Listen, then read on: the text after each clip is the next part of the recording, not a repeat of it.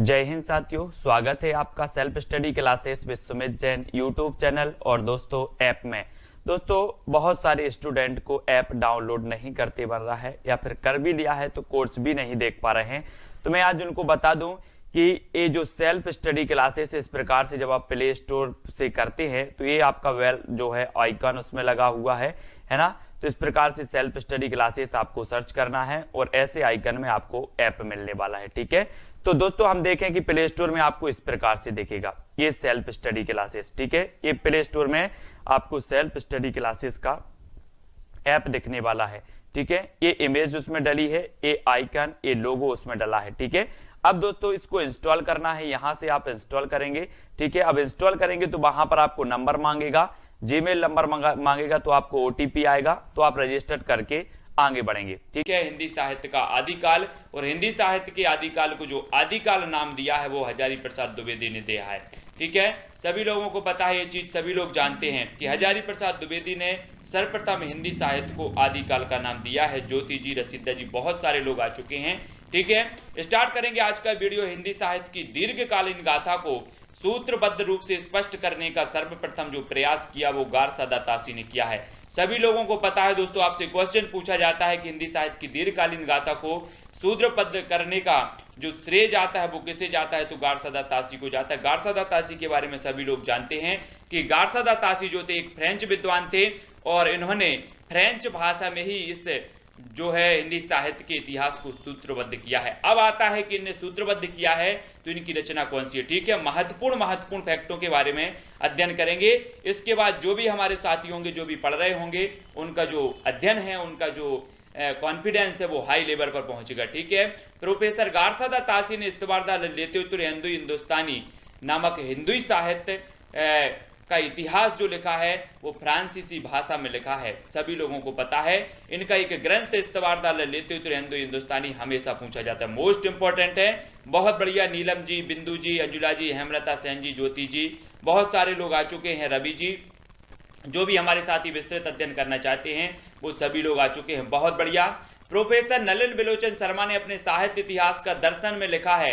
अब आपसे पूछा जाता है कि साहित्य इतिहास का दर्शन जो नामक ग्रंथ है वो किसका है, तो आपका उत्तर हो जाता है नलिन बिलोचन शर्मा का। ठीक है, इन्होंने लिखा है कि हिंदी साहित्य का पहला इतिहास लेखक गारसादा तासी हैं और यह जो है निर्विवाद है। किसने लिखा है? नलिन बिलोचन शर्मा ने लिखा है।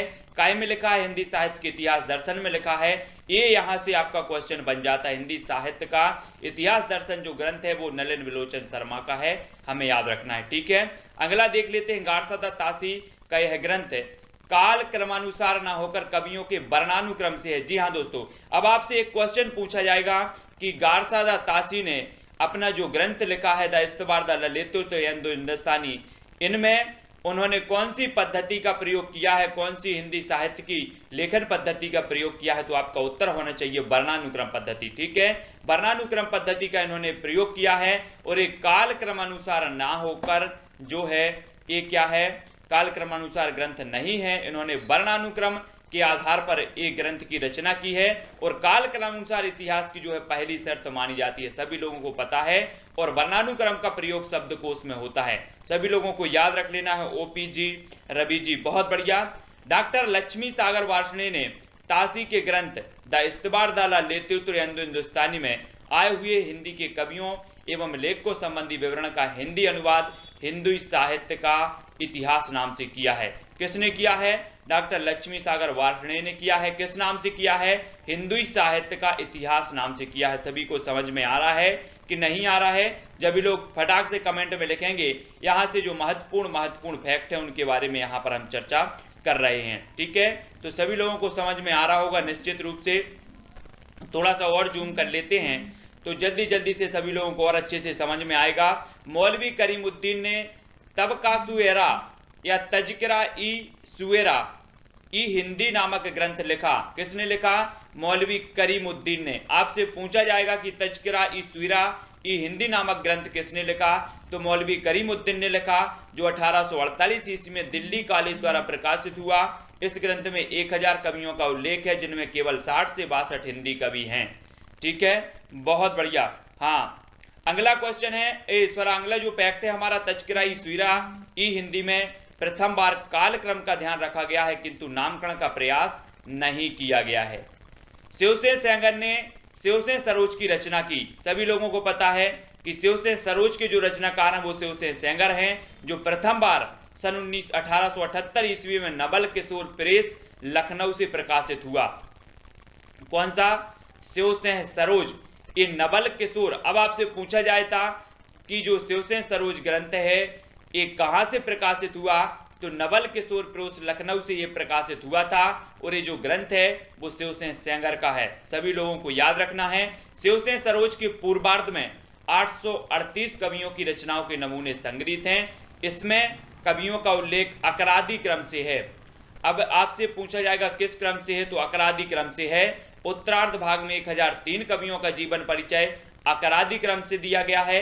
इनमें से 687 कवियों की तिथियां भी दी गई हैं, 263 कवियों की तिथियां नहीं हैं और 53 कवि जो हैं विद्यमान कहे गए हैं। तो ये शिवसेन सरोज के बारे में हमने पढ़ लिया। शिवसेन सरोज जो रचना है शिवसेन सेंगर साहब की है और शिवसेन सरोज से पूर्व किसी भी ग्रंथ में इतने कवियों का परिचय नहीं दिया गया था। अतः शिवसेन सरोज को हिंदी साहित्य के इतिहास का प्रस्थान बिंदु कहा जाता है। मोस्ट इंपोर्टेंट जो भी हमारे साथी नोट्स बना रहे हैं वो मैं जो बताता जा रहा हूं वो आपको लिखना है कि हिंदी साहित्य के इतिहास का जो प्रस्थान बिंदु कहा जाता है वो किसे कहा जाता है। तो सभी लोगों को पता होनी चाहिए कि शिवसेन सरोज जो रचना है वो हिंदी साहित्य का इतिहास का प्रस्थान बिंदु कहा जाता है। एक और क्वेश्चन यहां से बनता है दोस्तों कि हिंदी में हिंदी साहित्य का सर्वप्रथम इतिहास लिखा गया तो वो कौन सा लिखा गया, जल्दी से हमें बताना है वो ग्रंथ कौन सा है जिसमें हिंदी में हिंदी साहित्य का इतिहास सर्वप्रथम लिखा गया। तब भी आपका उत्तर होता है शिवसेन सरोज। ठीक है, तो ये चीज सभी को याद रखनी है। अगला हम देख लेते हैं डॉक्टर ग्रियर्सन द्वारा लिखित modern vernacular literature of northern Hindustan Hindi साहित्य का प्रथम इतिहास माना गया। जी हाँ दोस्तों, जब आपसे पूछा जाता है कि हिंदी साहित्य का प्रथम इतिहास कौन सा है तब आपका उत्तर होता है हिंदी साहित्य का प्रथम इतिहास है the modern vernacular literature of northern Hindustan. सभी को पता है क्यों है, क्योंकि सर्वप्रथम इसमें काल विभाजन का प्रयोग किया गया। ओपीजी रवि जी, सर्वप्रथम काल विभाजन का जो प्रयोग किया गया वो मॉडर्न वर्नाकुलर में किया गया और जो काल विभाजन है ये हिंदी साहित्य के लेखन की प्रथम शर्त मानी जाती है, तभी उसे हिंदी साहित्य का ग्रंथ माना जाएगा। ये चीज हमें याद रखना है। ठीक है, हाँ बिल्कुल टॉपिक वाइज हम पढ़ा रहे हैं रवि जी। सभी लोग जो भी नोट्स हैं वो बनाते जाएं। पूरा हिंदी साहित्य का इतिहास कहाँ से प्रारंभ होता है, फिर उसके बाद आदिकाल में पढ़ेंगे, आदिकाल की रचनाएं ग्रंथ ये सारी की सारी चीजें पढ़ेंगे। एक क्वेश्चन आपका यहां से बनता है कि प्रोफेसर नलिन बिलोचन शर्मा के अनुसार हिंदी के विदेहवादी साहित्य इतिहास के आदम प्रवर्तक शुक्ल जी नहीं प्रत्युत ग्रियर्सन हैं। एक क्वेश्चन यहां से आपका बनता है, क्या बनता है कि हिंदी के विदेहवादी जो साहित्य इतिहास के आदम प्रवर्तक शुक्ल जी नहीं प्रत्युत ग्रियर्सन हैं, ये किसने कहा है। तो इसका सही उत्तर होता है आपका डॉक्टर नलिन बिलोचन, प्रोफेसर नलिन बिलोचन शर्मा ने। ठीक है, कल भी जब हमने पढ़ा था तो ये क्वेश्चन आया था कि हिंदी के विदेहवादी साहित्य इतिहास के आदम प्रवर्तक शुक्ल जी नहीं प्रत्युत ग्रियर्सन है, ये किसने कहा है, तो नलिन बिलोचन शर्मा साहब ने कहा है। सभी को याद रखना है।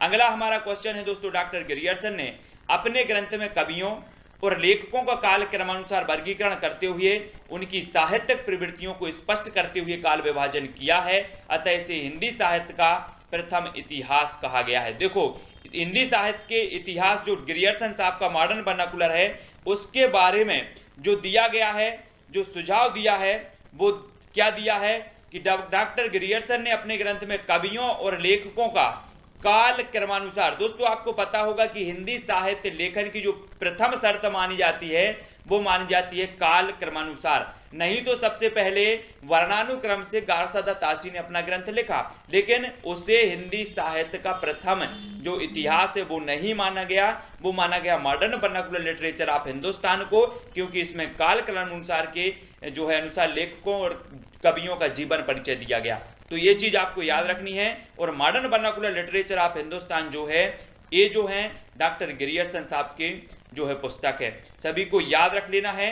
और ये बुक है उपकार की, यूजीसी नेट की है, जो भी खरीदना चाहते हैं वो ले सकते हैं, ओपीजी दिनेश जी। ठीक है, अगला क्वेश्चन है डॉक्टर ग्रियर्सन ने modern vernacular literature of northern Hindustan के लेखन में सर्वाधिक सहायता जो ली है वो शिवसेन सरोज से ली। अब यहां से क्वेश्चन आपका एक फिर बन जाता है, आपसे पूछा जाता है कि डॉक्टर ग्रियर्सन ने अपने ग्रंथ के लिए सबसे ज्यादा जो सहायता ली वो किससे ली है, तो शिवसेन सरोज से ली है, आपको याद रखना है ना।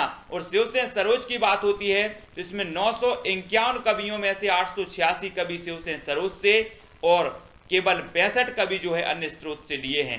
तो ये चीज आपको याद रखनी है, सभी लोगों को याद रखनी है। नेक्स्ट देख लेते हैं, ग्रियर्सन का यह ग्रंथ हिंदी साहित्य के इतिहास की नींव का पत्थर है, जिस पर आचार्य शुक्ल ने अपने सुप्रसिद्ध हिंदी साहित्य का इतिहास का भव्य जो भवन है वो निर्माण किया है। मोस्ट इंपॉर्टेंट फैक्ट यहाँ पर IMP लगा लेना कि ग्रियर्सन का यह जो ग्रंथ है हिंदी साहित्य के इतिहास की नींव की पत्थर कहा जाता है। अगर आपसे पूछा जाएगा कि हिंदी साहित्य के इतिहास का नींव का पत्थर किसे कहा जाता है, तो आपका उत्तर होगा the modern vernacular literature of Hindustan, क्योंकि इसी ग्रंथ के आधार पर आचार्य शुक्ल ने अपने सुप्रसिद्ध हिंदी साहित्य का इतिहास का जो भवन है वो निर्मित किया है। सभी लोगों को याद रख लेना है। सभी लोगों को समझ में आ रहा है कि नहीं आ रहा है? ये हमारी जो विस्तृत कक्षा होती है वो 4 बजे से 5 बजे तक की होती है, और ये विस्तृत कक्षा में हम जो भी हमारे साथी विस्तृत पढ़ना चाहते हैं वो विस्तृत पढ़ें, और रात में 9 बजे आपकी टेस्ट क्लास होती है इसी के आधार पर। OPG ये उपकार की UGC नेट की पुस्तक है ओमकार नाथ वर्मा की। ओमकार नाथ वर्मा की जो भी खरीदना चाहते हैं वो इस पुस्तक को खरीद सकते हैं, ठीक है। पंडित गणेश प्रसाद बिहारी मिश्र, श्याम बिहारी मिश्र और सुखदेव बिहारी मिश्र, ये चीज याद रखनी है। मिश्र बंधु जो नाम आप पढ़ते हो उसमें गणेश बिहारी मिश्र, श्याम बिहारी मिश्र और सुखदेव बिहारी मिश्र ये 3 आते हैं। मिश्र जो थे वो तीनों सगी भाई थे और मिश्र बंधु नाम से ये रचना करते थे। मिश्र बंधुओं ने मिश्र बंधु विनोद की रचना की है। सभी को पता है हिंदी साहित्य का इतिहास, बृहत इतिहास 1913 ईस्वी में 3 भागों में प्रकाशित कराया। इसका 4th भाग 1924 ईस्वी में प्रकाशित हुआ था। इसमें कुल मिलाकर जो है 4591 कवियों एवं लेखकों का विवरण है। तो सभी लोगों को याद रख लेना यहाँ से, ठीक है। जो महत्वपूर्ण फैक्ट बनते हैं, आचार्य शुक्ल ने पहले नागरी प्रचारणी सभा द्वारा प्रकाशित हिंदी शब्द सागर की भूमिका के रूप में हिंदी साहित्य का विकास लिखा था, जो जनवरी 1929 ईस्वी में प्रकाशित हुआ था। आपसे पूछा जाता है एक क्वेश्चन दोस्तों यहाँ से आपका बनता है कि हिंदी साहित्य का जो इतिहास लिखा गया है ना, जो रामचंद्र शुक्ल ने हिंदी शब्द सागर की भूमिका में जो लिखा है वो कौन सा ग्रंथ लिखा है। अब आपको दिया जाता है हिंदी साहित्य का इतिहास, हिंदी साहित्य का विकास और भी ऐसे 3-4 दिए जाते हैं। तो हिंदी शब्द सागर की भूमिका में जो 1929 में प्रकाशित हुआ था वो हिंदी साहित्य का विकास हुआ था। फिर इसमें संशोधन किया गया, ठीक है, इसमें संशोधन किया गया और 1940 में ये हिंदी साहित्य का इतिहास नाम से प्रकाशित हुआ। सभी लोगों को ये चीज याद रखनी है, ठीक है। तो हिंदी साहित्य के इतिहास नाम से ये प्रकाशित हुआ कब? 1940 में, और 1929 में जो प्रकाशित हुआ था वो हुआ था हिंदी साहित्य का विकास। सभी लोगों को याद रख लेना है। और हिंदी शब्द सागर की भूमिका के रूप में ये प्रकाशित हुआ था 1929 में। हाँ, मोस्ट इंपॉर्टेंट फैक्ट यहां से बनते हैं जो आपकी परीक्षाओं में पूछे जाते हैं। हिंदी का सर्वाधिक सुव्यवस्थित लोकप्रिय इतिहास आचार्य रामचंद्र शुक्ल कृत हिंदी साहित्य का इतिहास है। इसमें कवियों की संख्या की अपेक्षा कवियों के महत्व पर अधिक ध्यान दिया गया है। इसमें इतिहास के साथ समालोचना और आधुनिक दृष्टिकोण से कवियों का निरूपण हुआ है। काव्य धाराओं का जैसा विवेचन इस ग्रंथ में है वैसा अन्यत्र नहीं है। कवियों और लेखकों की शैली, विशेष का वैज्ञानिक विश्लेषण एवं उनके प्रमाण स्वरूप उपयुक्त उदाहरण मिलते हैं। दोस्तों, इसमें से जो भी महत्वपूर्ण फैक्ट होते हैं, जो भी आपके प्रश्न बन सकते हैं, मैं आपको बताता जा रहा हूं कि आपके प्रश्न किस प्रकार से बन सकते हैं। रूबी जी, हेमलता सेन जी, है ना। शिवसेन सेंगर तथा ग्रियर्सन के साहित्य इतिहास ग्रंथों के लिए आचार्य रामचंद्र शुक्ल ने वृत्त संग्रह शब्द का प्रयोग किया है, याद रख लेना, ठीक है। शिवसेन सेंगर तथा ग्रियर्सन के साहित्य इतिहास। आपसे पूछा जाता है कि हिंदी का प्रथम वृत्त संग्रह कौन है, आपसे एक क्वेश्चन पूछा जाता है, तो आपका उत्तर होता है शिवसेन सरोज का शिवसेन सरोज, है ना। शिवसेन सेंगर का शिवसेन सरोज हिंदी का प्रथम वृत्त संग्रह माना जाता है और आचार्य रामचंद्र शुक्ल ने इसे वृत्त संग्रह की संज्ञा दी है। ये चीज भी सभी को याद रखनी है। हरिकेश जी, रूबी जी, बहुत बढ़िया। सभी लोगों को समझ में आ रहा है कि नहीं आ रहा है, कमेंट में सभी लोग बता दें एक बार कि सर अच्छा लग रहा है। महत्वपूर्ण फैक्ट हैं जो आपकी परीक्षाओं के लिए मोस्ट इंपॉर्टेंट है, तो जल्दी जल्दी से बता देना है। हिंदी का प्रथम वृत्त संग्रह शिवसेन सेंगर द्वारा संकलित शिवसेन सरोज है। मोस्ट इंपॉर्टेंट एक फैक्ट IMP जो आपसे पूछा जाता है, ठीक है। वृत्त संग्रहों में सबसे बृहदाकार और सबसे महत्वपूर्ण संग्रह मिश्र बंधुओं का मिश्र बंधु विनोद है, ठीक है, वृत्त संग्रहों में। लेकिन प्रथम की जब बात आती है तो वो आती है शिवसेन सरोज, इसका सही उत्तर हो जाता है, ठीक है। हाँ, बहुत बढ़िया। नेक्स्ट बात कर लेते, FEK ने आ हिस्ट्री ऑफ हिंदी लिटरेचर में हिंदी की शेषावस्था के वृत्तों का वर्णन किया है। अब आपसे एक क्वेश्चन पूछा जाता है कि हिंदी की शेषावस्था के वृत्तों का वर्णन किया है तो किसने किया है? FEK ने किया है। आ हिस्ट्री ऑफ हिंदी लिटरेचर में किया है तो ये भी पूछा जाता है। और एक क्वेश्चन आपसे बनता है कि आ हिस्ट्री ऑफ हिंदी लिटरेचर ये पुस्तक किसकी है, ये ग्रंथ किसका है, ये रचना किसकी है? तो आपका उत्तर फिर होता है FEK, ठीक है। तो यहाँ से इतने क्वेश्चन बन सकते हैं। और हिंदी साहित्य में उठने वाले महत्वपूर्ण आंदोलनों को काल विभाजन का आधार बनाया तो किसने बनाया? एक क्वेश्चन फिर बनेगा, आपसे पूछा जाएगा कि हिंदी साहित्य में उठने वाले महत्वपूर्ण आंदोलनों को जो है काल विभाजन का जो आधार बनाया वो किसने बनाया? तो वो बनाया FEK ने, ठीक है। ये चीज याद रख ले जाना है ना। बहुत बढ़िया। अगली बात कर लेते हैं। एडमंड ग्रीव्स ने आ स्केच ऑफ हिंदी लिटरेचर नामक साहित्य इतिहास लिखा। इसमें इन्होंने हिंदी साहित्य के 5 भाग किए, धार्मिक काल को 2 भागों में विभाजित किया और हिंदी के भविष्य पर एक सुंदर अध्याय भी इन्होंने लिखा है। आचार्य शुक्ल द्वारा हिंदी साहित्य के इतिहास लेखन का कार्य प्रशस्त कर दिए जाने के उपरांत उन्हीं की प्रणाली पर कई बड़े इतिहास प्रस्तुत किए गए, जिनमें कुछ इस प्रकार से हैं। देखो, सूर्यकांत शास्त्री कृत हिंदी साहित्य का विवेचनात्मक इतिहास। अब आपसे अगर पूछा जाता है कि हिंदी साहित्य का विवेचनात्मक इतिहास किसने लिखा, तो आपका उत्तर होनी चाहिए, क्या होनी चाहिए? हिंदी साहित्य का विवेचनात्मक इतिहास लिखा सूर्यकांत शास्त्री द्वारा, है ना। और प्रमुख कवियों पर लंबी एवं तुलनात्मक समीक्षाएं प्रस्तुत की गई। सामान्य कवियों का विवरण संक्षेप में है। श्याम सुंदर दास कृत हिंदी भाषा और साहित्य में हिंदी भाषा भाग के 6 अध्याय हैं और हिंदी साहित्य वाले भाग में 10। हिंदी साहित्य में विशिष्ट धाराओं का वर्णन अधोपांत है। रमाशंकर शुक्ल रसाल, इनके बारे में हमेशा पूछा जाता है। रमाशंकर शुक्ल रसाल कृत हिंदी साहित्य का इतिहास, इससे पूर्व लिखे गए साहित्य इतिहासों में एक पुस्तक के रूप में यह सबसे बड़ा है। अब दोस्तों आपसे पूछा जाएगा कि एक पुस्तक के रूप में जो सबसे बड़ा ग्रंथ है वो कौन सा है? तो हिंदी साहित्य का इतिहास जो किसके द्वारा रचित है? रामशंकर शुक्ल रसाल के द्वारा। सभी लोगों को याद रख लेना है, एक पुस्तक के रूप में सबसे बड़ा माना जाता है ये ग्रंथ। अगला देख लेते हैं। अयोध्या सिंह उपाध्याय हरिओद द्वारा हिंदी भाषा और साहित्य का विकास। 1931 ईस्वी में कवियों की भाषा के संबंध में विशेष उल्लेख है। सभी लोग अयोध्या सिंह उपाध्याय हरिओद के बारे में पढ़ते हैं, इनके बारे में भी कुछ जान लेते हैं हम। अयोध्या सिंह उपाध्याय हरिओद ये द्विवेदी युग के कवि माने जाते हैं, द्विवेदी युग के। और अयोध्या सिंह उपाध्याय हरिओद की जो प्रथम रचना मानी जाती है वो कृष्ण शतक मानी जाती है। रस कलश भी इनकी रचना है, ठेठ हिंदी का ठाठ भी इनकी रचना है, प्रिय प्रवास भी इनकी रचना है, ठीक है। हरिओद के बारे में इतनी चीजें आपको जान लेनी है। और 1931 में इनका एक ग्रंथ प्रकाशित हुआ, हिंदी भाषा और साहित्य का विकास, ठीक है। ये चीज भी याद रखनी है। बात कर लेते हैं डॉक्टर रामकुमार वर्मा।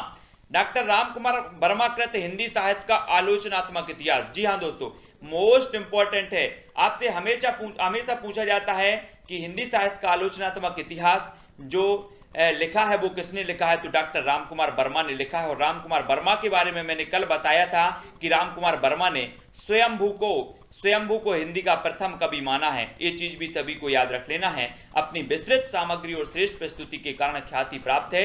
इसमें आदिकाल और भक्ति काल का ही उल्लेख मिलता है ना। इसका प्रस्तावित दूसरा खंड अभी तक नहीं लिखा जा सका है, मतलब इन्होंने जो है आदिकाल और भक्ति काल के बारे में भी बस लिखा है। आपसे पूछा जाता है कि हिंदी साहित्य का ऐसा कौन सा इतिहास है जो अभी तक अधूरा है? तो आपका उत्तर होता है हिंदी साहित्य का आलोचनात्मक इतिहास अभी भी अधूरा माना जाता है और ये लिखा है रामकुमार वर्मा जी ने, ठीक है। तो ये चीज भी हमें सबको याद रखनी है। अगला देख लेते मिश्र बंधुकृत हिंदी साहित्य का इतिहास। मिश्र बंधु विनोद का ही संक्षिप्त रूप है ना। विश्व भारती के हिंदी भाषी साहित्यकों को हिंदी साहित्य का परिचय कराने हेतु हजारी प्रसाद द्विवेदी ने जो व्याख्यान दिए थे उन्हें संशोधित परिवर्तित करके हिंदी साहित्य की भूमिका।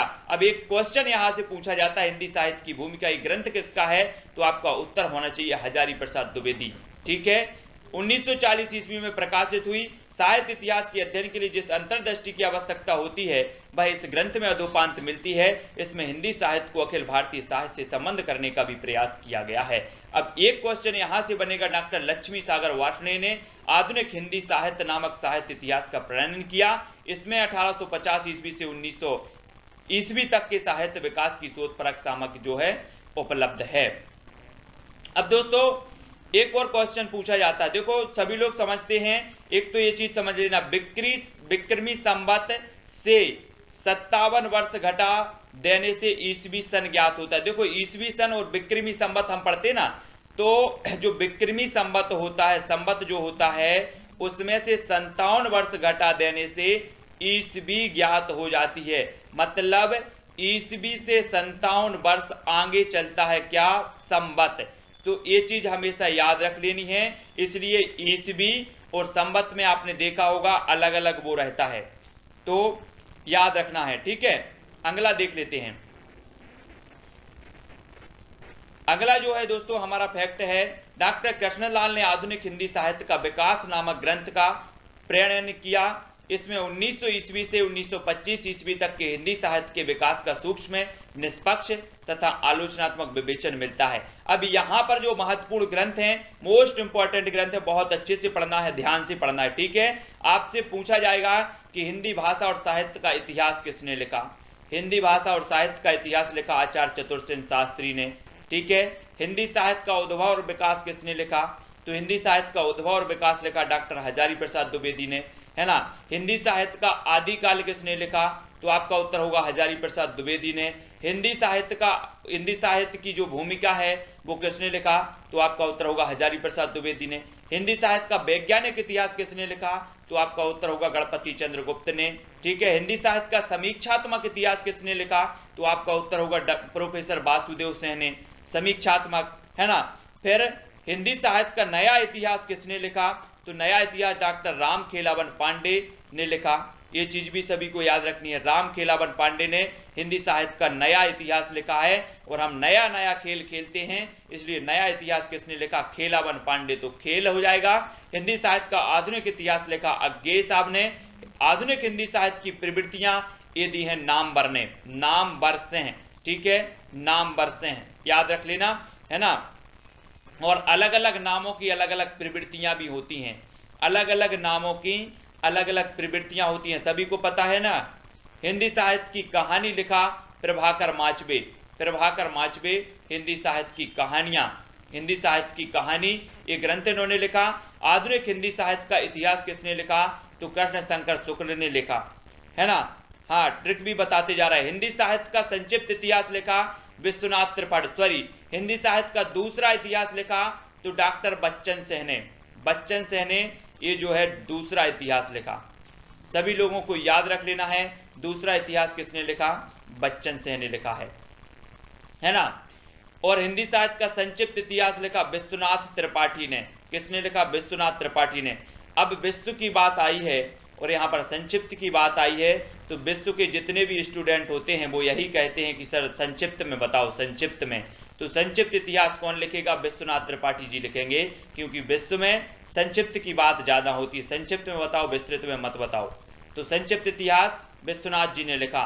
हिंदी साहित्य का आधा इतिहास किसने लिखा, तो आधा इतिहास लिखा सुमन राजे ने। ठीक है, और आपको पता होगा दोस्तों कि जो फूल होता है, फूल को बोला जाता है सुमन, और आप फूल किसी को आधा देते हैं क्या, नहीं देते ना, पूरा देते हैं। तो आधा इतिहास किसी को आधा नहीं देना, आधा इतिहास सुमन राजे ने। ठीक है, आधा इतिहास किसने लिखा, सुमन राजे। हिंदी साहित्य का इतिहास जो संपादक डॉक्टर नगेंद्र एवं डॉक्टर हरदयाल ने किया। हिंदी साहित्य, देखो यहीं से पूछा जाता है दोस्तों, सभी लोग बोलते हैं कि हिंदी साहित्य का इतिहास डॉक्टर नगेंद्र ने लिखा है। एक क्वेश्चन आपका बना था, कल हमने पढ़ा था कि किस विद्वान ने हिंदी साहित्य का इतिहास नहीं लिखा, तो वहां पर उत्तर जो था वो डॉक्टर नगेंद्र ठीक था, क्योंकि हिंदी साहित्य का जो इतिहास है इसका संपादन किया है नगेंद्र ने, इन्होंने लिखा नहीं है, याद रख लेना, ठीक है। हिंदी साहित्य और संवेदना का विकास, हिंदी साहित्य और संवेदना का जो विकास है वो लिखा है डॉक्टर राम स्वरूप चतुर्वेदी, है ना, राम स्वरूप चतुर्वेदी। और राम का स्वरूप देखकर सभी के अंदर संवेदनाएं प्रकट होने लगती हैं। तो राम स्वरूप चतुर्वेदी। हिंदी साहित्य का इतिहास संपादक डॉक्टर धीरेन्द्र वर्मा, इन्होंने भी लिखा है, धीरेन्द्र वर्मा ने हिंदी साहित्य का मौखिक इतिहास लिखा है, संपादक रहे नीलाभ, है ना। तो ये प्रमुख इतिहास ग्रंथ थे जो आपको याद रखना है ना। संपादन किया नगेंद्र जी ने। और जो आपसे पूछा जाता है वो देखो, यहां में आपसे क्या पूछा जाता है, एक तो आपको पूछा जाता है रामचंद्र शुक्ल का हिंदी साहित्य का इतिहास पूछा जाता है, ठीक है। हिंदी साहित्य का उद्भव और विकास पूछा जाता है। तो उद्भव और विकास को कैसे याद रख लेना है, हम पढ़ लेते हैं कि हिंदी साहित्य का उद्भव और विकास, तो उद्भव हजारों बार होता है, हजारों बार हुआ है, हजारों बार होगा। तो उद्भव और जो विकास है वो क्या है, हजारी प्रसाद द्विवेदी ने, हजारों आ रहा है कि उद्भव भी हजारों बार हुआ, उद्भव भी हजारों बार होगा, विकास भी हजारों बार होगा। तो उद्भव और विकास ये हजारी प्रसाद द्विवेदी का, इस प्रकार से याद रखोगे, ठीक है।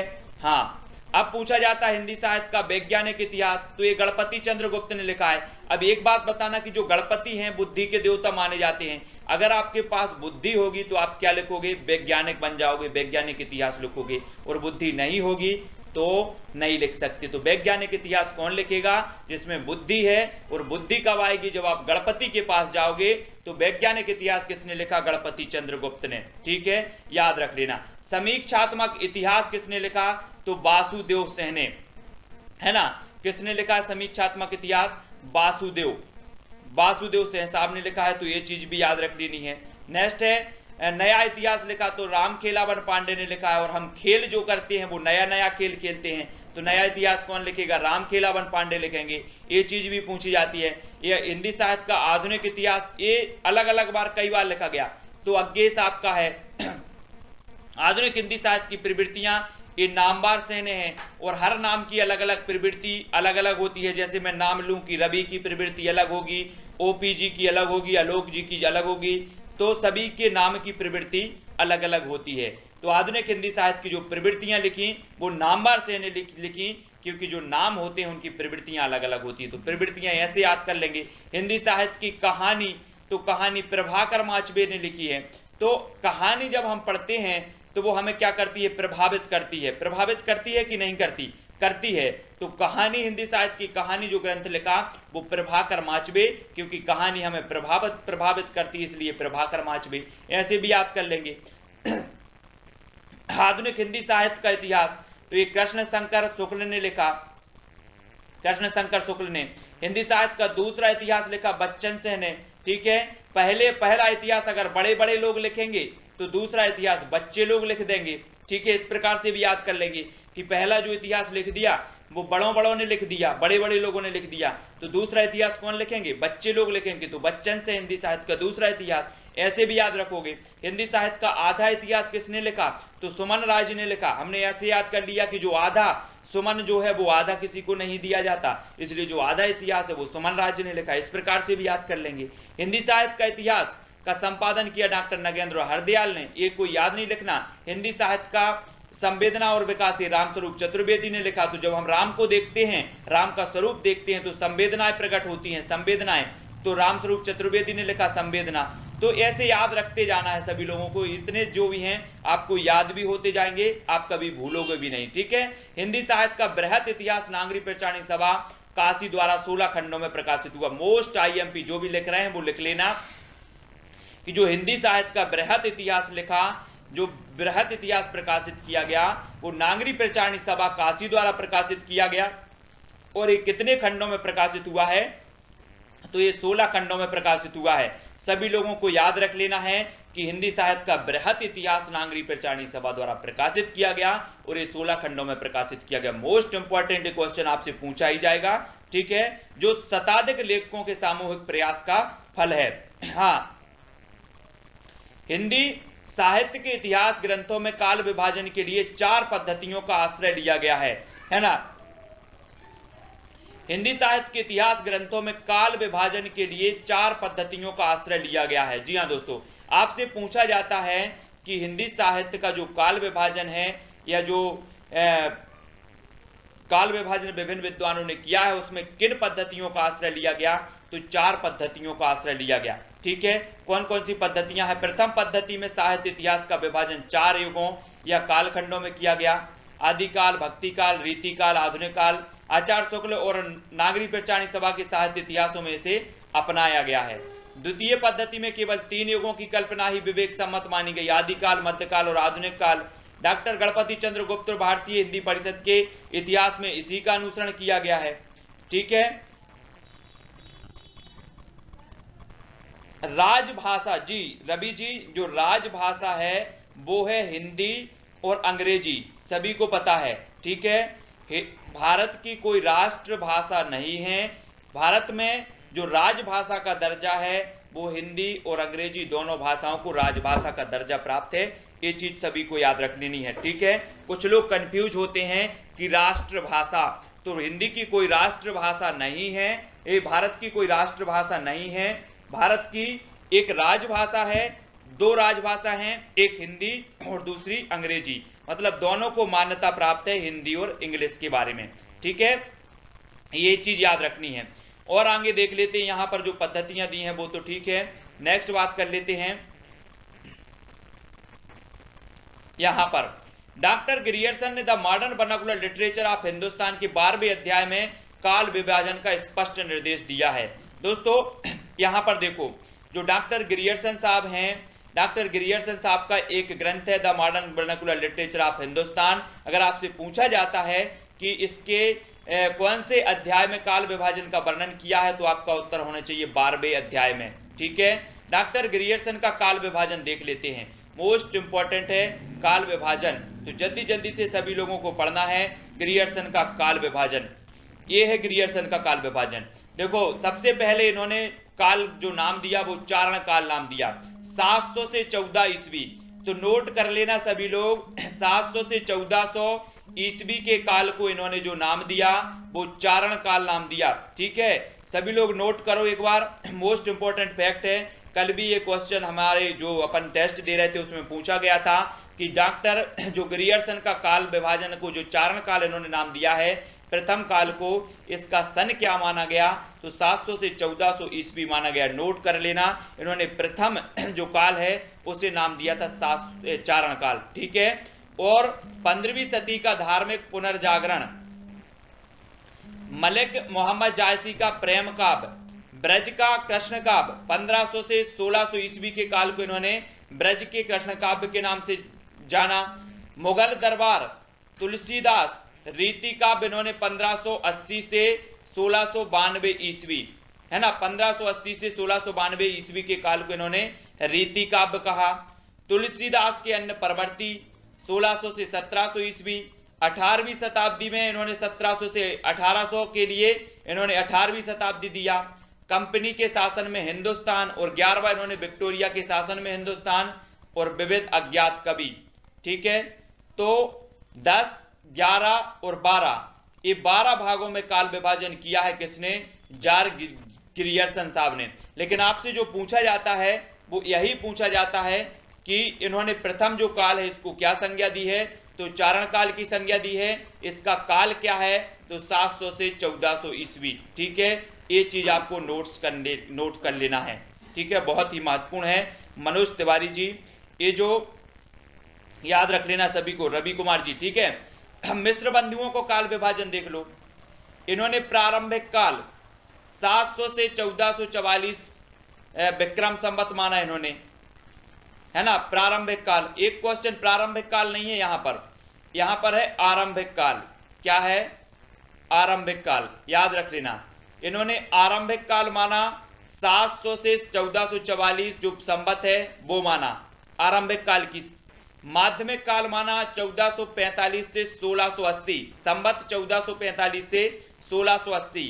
इन्होंने तीसरे काल को अलंकृत काल, मतलब रीति काल को अलंकृत माना 1680 से 1889 विक्रमी संवत। परिवर्तन काल कहा 1890 से 1925, और अंतिम काल को इन्होंने कहा वर्तमान काल, मतलब 1926 से आगे के काल को इन्होंने वर्तमान काल कहा। अब देखो कौन सा क्वेश्चन यहां से बनता है। यहां से एक तो बनता है कि मिस्र बंधुओं ने जो है हिंदी साहित्य के जो आदिकाल है उसको क्या नाम दिया, तब आपका उत्तर होता आरंभिक काल।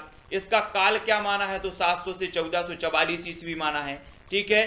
दूसरा क्वेश्चन बनता है कि रीति काल को मिस्र बंधुओं ने क्या नाम दिया, तब आपका उत्तर होता है अलंकृत काल। ठीक है। तो मिस्र बंधुओं के बारे में जो काल विभाजन के बारे में क्वेश्चन बनते हैं वो दो क्वेश्चन बनते हैं। एक तो बनता है आपका आरंभिक काल और दूसरा बनता है दोस्तों आपका अलंकृत काल। ठीक है। तो ये दो प्रश्न यहां से बनते हैं, ये चीज आपको नोट कर लेना है। अगला क्वेश्चन है आचार्य रामचंद्र शुक्ल का काल विभाजन देख लो। आचार्य रामचंद्र शुक्ल ने देखो वीर गाथा काल नाम दिया और फिर बाद में इन्होंने आदिकाल नाम स्वीकार किया। ठीक है। तो इसका जो समय माना इन्होंने 1050 से 1375 माना, सभी को पता है। पूर्व मध्यकाल नाम दिया भक्ति काल को, 1375 से 1700 का काल। उत्तर मध्यकाल रीति काल जिसे कहा जाता है 1700 से 1900, और आधुनिक काल जिसे गद्य काल का नाम दिया तो 1900 से 1984। ठीक है। सभी को याद रख लेना है। अब आपसे पूछा जाते हैं यहां से कितने क्वेश्चन पूछे जाते हैं वो देखो। सबसे प्रथम तो एक क्वेश्चन पूछा जाता है कि दोहरे नामकरण की जो प्रवृत्ति अपनाई है वो किसने अपनाई है। दोहरे नामकरण की प्रवृत्ति को जन्म दिया है काल विभाजन में, तो वो किसने दिया है, तब आपका उत्तर होता है रामचंद्र शुक्ल। ठीक है। हाँ, रामचंद्र शुक्ल को मानते हैं दोहरे नामकरण की प्रवृत्ति इन्होंने अपनाई है ना। तब एक क्वेश्चन बनता है कि हिंदी साहित्य का जो आदि काल है जिसे रामचंद्र शुक्ल ने वीर गाथा काल नाम दिया, इसका समय सीमा क्या मानी है, सबसे ज्यादा यही क्वेश्चन बनता है। तो 1050 से 1375 माना रामचंद्र शुक्ल जी ने। दूसरा आपका क्वेश्चन बनता है कि जो भक्ति काल है, भक्ति काल की समय सीमा क्या मानी जाती है, तो 1375 से 1700 मानी जाती है। ठीक है। हाँ, और रीति काल का समय सीमा क्या मानी जाती है, 1700 से 1900, ये क्वेश्चन भी बन जाता है। और चौथा जो आपका क्वेश्चन बनता है कि हिंदी साहित्य के आधुनिक काल को गद्य काल जो नाम दिया है वो किसने दिया है, तब आपका उत्तर होता है रामचंद्र शुक्ल ने। ठीक है। इन्होंने गद्य काल नाम दिया है। ये चीज सभी को याद रखनी नहीं। हेमलता जी, दिनेश जी, ज्योति गुप्ता जी, तो यहां से इतने क्वेश्चन आपके रामचंद्र शुक्ल जी के बारे में बन जाते हैं। और एक पांचवा क्वेश्चन और बन जाता है कि हिंदी साहित्य ने जो काल विभाजन किया है वो किस आधार पर किया है, तो सभी लोगों को पता होनी चाहिए कि प्रवृत्तियों के आधार पर, प्रवृत्तियों की काल विशेष की जो प्रवृत्तियां हैं उनके आधार पर रामचंद्र शुक्ल ने काल विभाजन किया है। तो इतने 5-6 क्वेश्चन यहां से आपके बन जाते हैं रामचंद्र शुक्ल के जो है काल विभाजन से। अगला देख लेते हैं राम कुमार वर्मा, डॉक्टर राम कुमार वर्मा के बारे में। सबसे पहला क्वेश्चन तो यही पूछा जाता है कि राम कुमार वर्मा ने जो है अपने काल विभाजन ने प्रारंभिक काल को क्या नाम दिया, इनका जो प्रथम काल था उसको नाम क्या दिया है, तो आपका क्वेश्चन पहला यहीं से बनता है संधि काल नाम दिया। इसकी समय सीमा क्या मानी है, 750 से 1000 समय सीमा मानी है। दूसरा क्वेश्चन जो कई बार पूछा गया है कि हिंदी साहित्य के आदिकाल की समय सीमा को चारण काल नाम किसने दिया है, तो वो दिया है राम कुमार वर्मा ने। दूसरा क्वेश्चन यही से बनता है। चारण काल की समय सीमा 1000 से 1375 माना जाता है।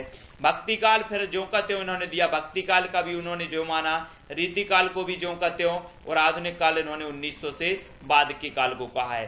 तो राम कुमार वर्मा जी के बारे में है। और राम कुमार वर्मा जी ने हिंदी का प्रथम कवि स्वयंभू को माना। ठीक है।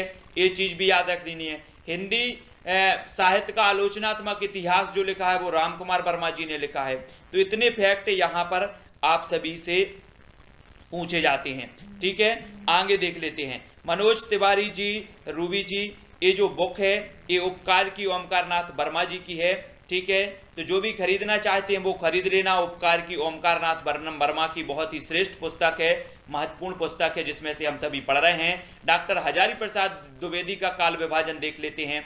इन्होंने आदिकाल की समय सीमा मानी 1000 से 1350 है ना, संवत 1000 से 1350। अब यहां से एक क्वेश्चन आपका बनता है कि जो है हिंदी साहित्य के आदिकाल, हिंदी साहित्य के प्रारंभिक काल को आदिकाल नाम किसने दिया, तो यहां से आपका उत्तर होता है हजारी प्रसाद द्विवेदी।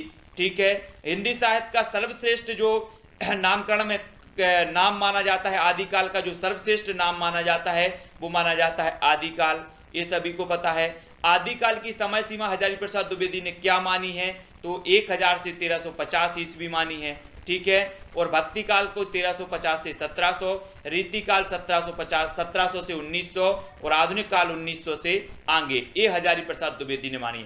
ठीक है, अब तीसरा जो क्वेश्चन आपका बनता है, हिंदी साहित्य का आदिकाल ग्रंथ किसका है, तो हजारी प्रसाद द्विवेदी का है। चौथा क्वेश्चन बनता है, हिंदी साहित्य का उद्भव और विकास ग्रंथ किसका है, तो हजारी प्रसाद द्विवेदी का है।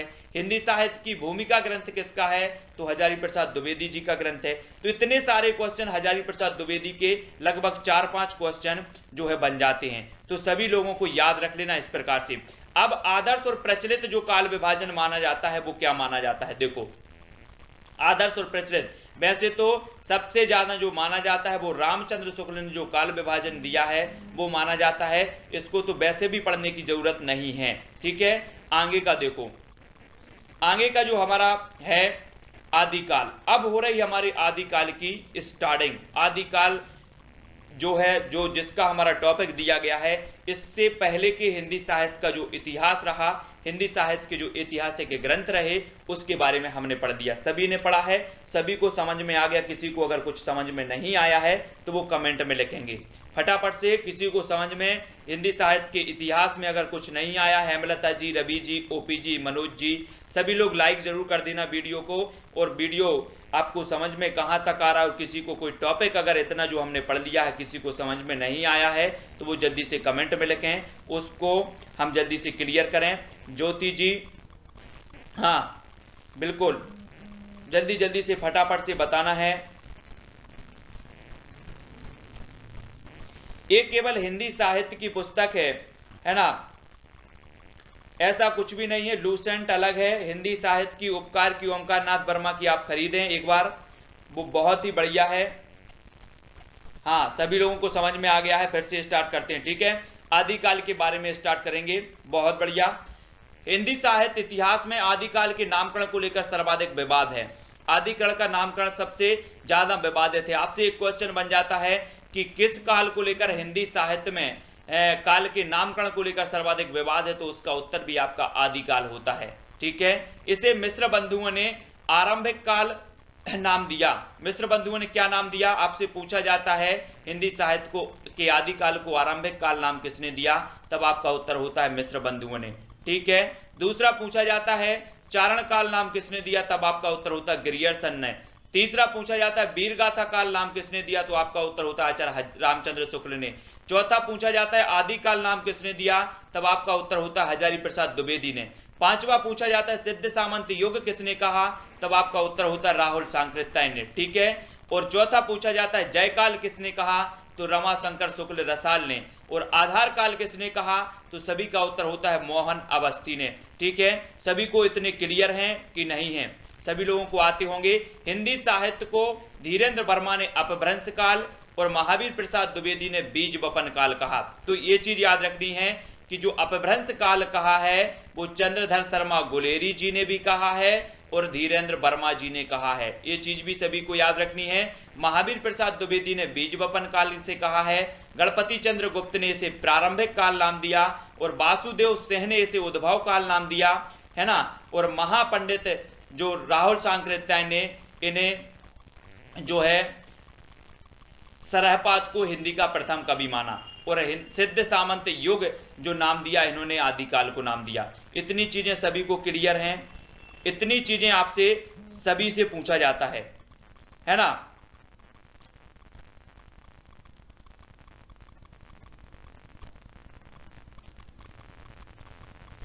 अभिमान मेरु, मेरु तुंग को नहीं, अभिमान मेरु जो है वो पुष्पदंत सही है।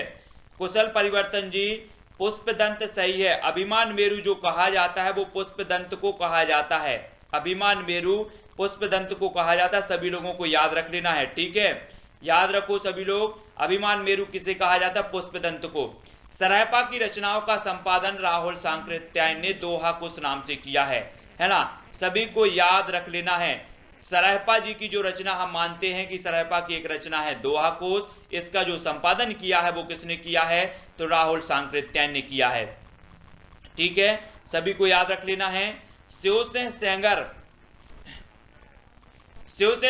ने पुष्य या पुंड को हिंदी का प्रथम कवि माना है। शिवसेन सेंगर ने पुष्य या पुंड को हिंदी का प्रथम कवि माना है, ये चीज भी सभी को याद रखनी है। राहुल सांकृत्यायन ने सरहपा को माना है। और आपसे एक क्वेश्चन कल पूछा गया था, पुष्य या पुंड को किसने माना है, तो शिवसेन सेंगर ने माना है। डॉक्टर गणपति चंद्र गुप्त ने किसे माना है, तो शालिभद्र सूरी को माना है। ठीक है, डॉक्टर रामकुमार वर्मा ने किसे हिंदी का प्रथम कवि माना है, तो स्वयंभू को माना है। सभी लोगों को याद हो रहा है कि नहीं हो रहा है।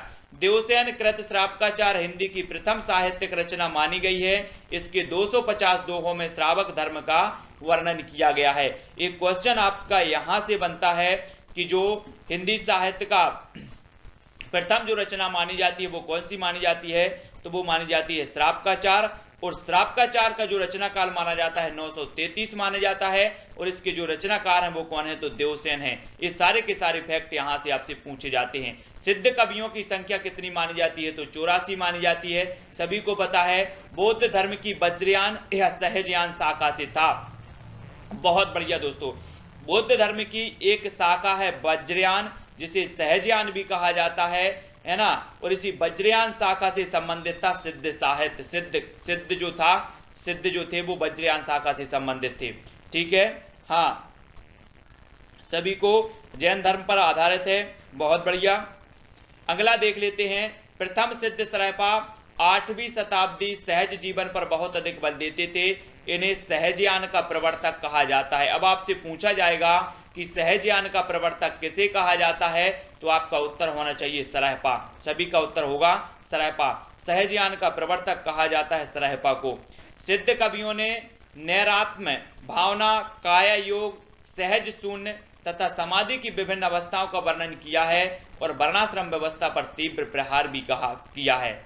अब देखो, एक क्वेश्चन यहां से बन जाता है आपका कि सिद्धों ने संधा भाषा शैली में रचनाएं की हैं। संधा भाषा वस्तुतः अंतः साधनात्मक अनुभूतियों का संकेत करने वाली प्रतीक भाषा है। तो यहां से आपके क्वेश्चन बन जाते हैं। क्या क्वेश्चन बनते हैं दोस्तों, सिद्धों ने किस भाषा शैली में रचनाएं की हैं, तब आपका उत्तर होता है संधा भाषा शैली में। संधा का अर्थ क्या है, तो अंतः साधनात्मक अनुभूतियों का संकेत करने वाली प्रतीक भाषा, ये इसका अर्थ होता है। कबीर आदि निर्गुण संतों की इसी भाषा शैली को उलटवासी कहा जाता है। सभी को याद रख लेना है, कबीर की जो भाषा शैली होती है उसे क्या कहा जाता है, उलट भाषा शैली कहा जाता है। यहाँ से आपके दो क्वेश्चन बनते हैं कि जो सिद्धों की भाषा शैली को कहा जाता है संधा भाषा शैली, ठीक है, और अंतर साधना का अनुभूतियों का संकेत करने वाली ये प्रतीक भाषा कही जाती है। नाथ पंथ में गोरखनाथ ने हठ योग का प्रवर्तन किया। ठीक है, काय का प्रवर्तन किया। एक क्वेश्चन आपसे पूछा जाता है कि हठ योग का प्रवर्तन किसने किया,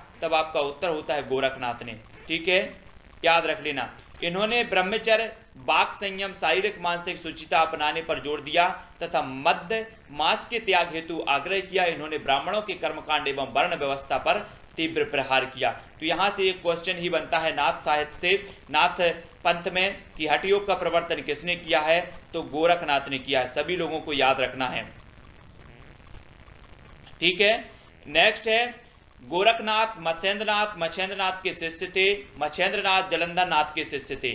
ठीक है, गोरखनाथ किसके शिष्य थे, मच्छेंद्रनाथ के शिष्य थे, और मच्छेंद्रनाथ जलंधर नाथ के शिष्य थे। आपसे पूछा जाएगा कि गोरखनाथ के गुरु का नाम क्या था, तब आपका उत्तर होगा मच्छेंद्रनाथ। ठीक है, एक क्वेश्चन पूछा जाएगा मच्छेंद्रनाथ के गुरु का नाम क्या था, तब आपका उत्तर होगा जलंधर नाथ। तो ये दो क्वेश्चन सभी लोगों को याद रखना है। सभी लोग याद रखेंगे। ईला पिंगला नाद बिंदु की साधना, 60 चक्र वेदन, शून्य चक्र में कुंडलिनी का प्रवास आदि नाथों की अंतः साधना के प्रमुख अंग हैं। संधा भाषा या उलटवासी शैली का प्रयोग इन्होंने भी किया है। जैन मतावलंबी अधिकांश काव्य गुजरात, राजस्थान और दक्षिण में लिखा गया। यह साहित्य प्रमाणिक रूप में उपलब्ध है। जैन मतावलंबियों की भी देख लिया। हम सिद्ध साहित्य के बारे में देख रहे थे। जैन मतावलंबी रचनाएं दो प्रकार की हैं, जिनमें नाथ सिद्धों की तरह अंतः साधना, उपदेश, नीति, सदाचार आदि का मंडन और कर्मकांड, वर्ण व्यवस्था आदि का खंडन है। ये रचनाएं प्रायः दोहों में मुक्तक काव्य हैं, जिनमें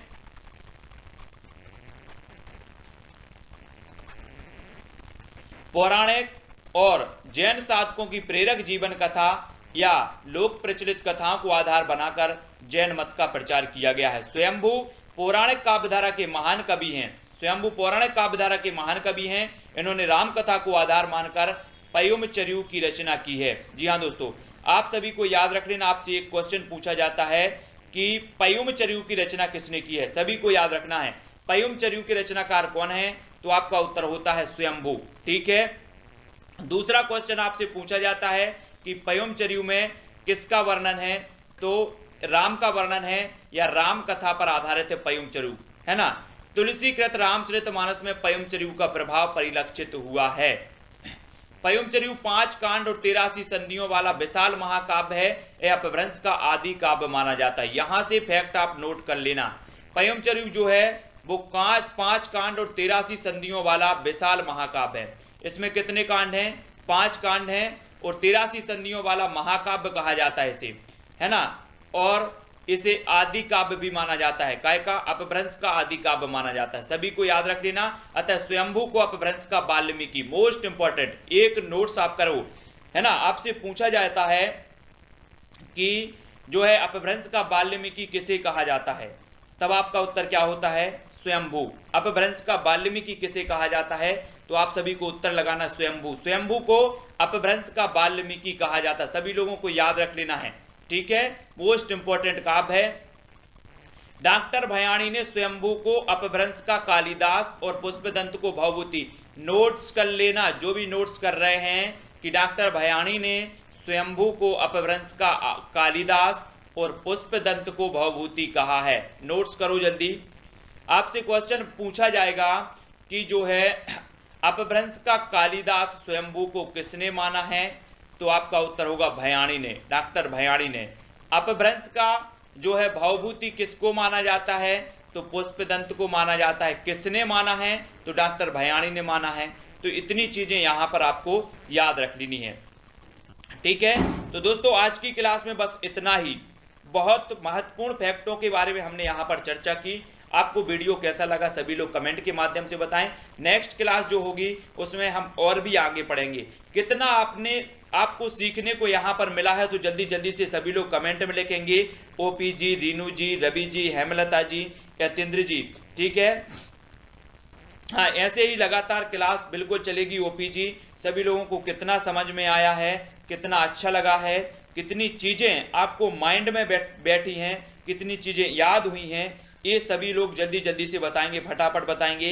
और क्लास कैसी लगी है सभी लोग लाइक तो सभी लोग करेंगे। दिनेश जी, संतोष जी, बिंदु जी, ज्योति जी, नीलम जी, हरिकेश जी, हेमलता जी। मैं बता रहा हूँ कि जितने लोग भी विस्तृत अध्ययन कर रहे हैं, आपका हिंदी इतना स्ट्रांग हो जाएगा कि आप खुद जब पूरी क्लासें आपकी होंगी, अटेंड होंगी, कुछ 4-5 क्लास होने दो, उसके बाद आप खुद कहेंगे कि सर इससे बहुत मुझे फ़ायदा मिला इस क्लास से। तो बहुत बढ़िया, आप सभी को धन्यवाद कि आप सभी लोग पढ़ रहे हैं और सभी को अच्छा लग रहा है ना। तो बहुत बढ़िया, 9 बजे की क्लास आपकी यथावत लगेगी। उसमें हम सभी लोग अपना जो बहुविकल्पीय टेस्ट होता है उसका अध्ययन करेंगे। ठीक है, और इस वीडियो को आगे बढ़ाना है। इस हमारी जो लाइव क्लास है, जितने लोग भी हैं सभी लोग इस लाइव क्लास से जुड़ें, विस्तृत अध्ययन इसमें करेंगे। और लगभग हमें ये जो है अपनी जो निरंतर क्लास है वो निरंतर आगे बढ़ाते रहना है। पुष्पेंद्र जी, संदीप जी, हरिकेश जी, बिंदु जी, मोहम्मद जी, ज्योति जी, राम कुमार जी, हरिकेश जी, सुशांत, सौरभ जी, किरण पांडे जी, रीनू चौधरी जी, सभी के लिए बहुत बहुत धन्यवाद कि आप लोग इस प्रकार से बहुत बढ़िया पढ़ रहे हैं। जलालुद्दीन जी, ठीक है, सभी लोगों को अच्छा लगा होगा, आशा है।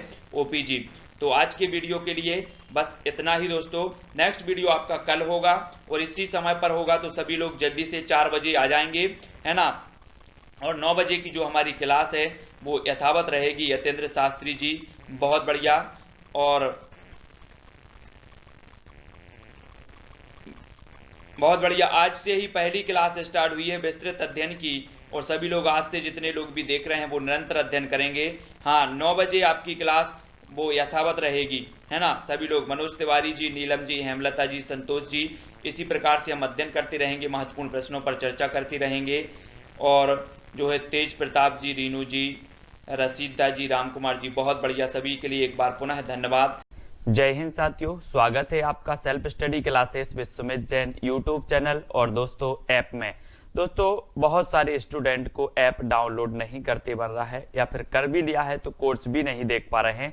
तो मैं आज उनको बता दूं कि ये जो सेल्फ स्टडी क्लासेस इस प्रकार से जब आप प्ले स्टोर से करते हैं तो ये आपका वेल जो है आइकन उसमें लगा हुआ है ना। तो इस प्रकार से सेल्फ स्टडी क्लासेस आपको सर्च करना है और ऐसे आइकन में आपको ऐप मिलने वाला है। ठीक है, तो दोस्तों हम देखें कि प्ले स्टोर में आपको इस प्रकार से दिखेगा ये सेल्फ स्टडी क्लासेस। ठीक है, ये प्ले स्टोर में आपको सेल्फ स्टडी क्लासेस का ऐप दिखने वाला है। ठीक है, ये इमेज उसमें डली है, ये आइकन, ये लोगो उसमें डला है। ठीक है, अब दोस्तों इसको इंस्टॉल करना है, यहां से आप इंस्टॉल करेंगे। ठीक है, अब इंस्टॉल करेंगे तो वहां पर आपको नंबर मांगेगा, जीमेल नंबर मांगेगा, तो आपको ओटीपी आएगा, तो आप रजिस्टर करके आगे बढ़ेंगे। ठीक